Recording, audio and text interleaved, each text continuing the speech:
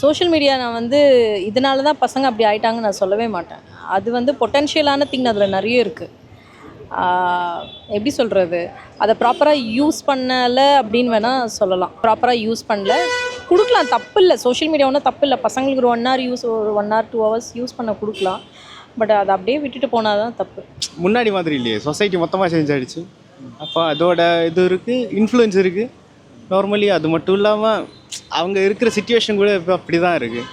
ஏன்னா நிறையா சிச்சுவேஷன்ஷிப்லேருந்து எல்லாமே இருக்கான்.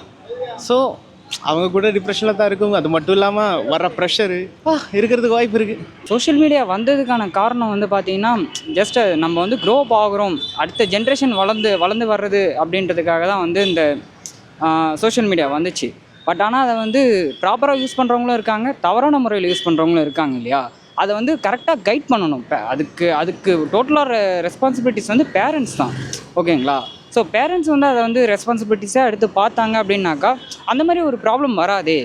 ஏன் வந்து 18 years கம்மியாக இருக்கிறவங்க சில்ட்ரன்ஸ்க்கு வந்து அவங்க ஆண்ட்ராய்டு மொபைல் கொடுத்து பழக்கப்படுத்துகிறாங்க.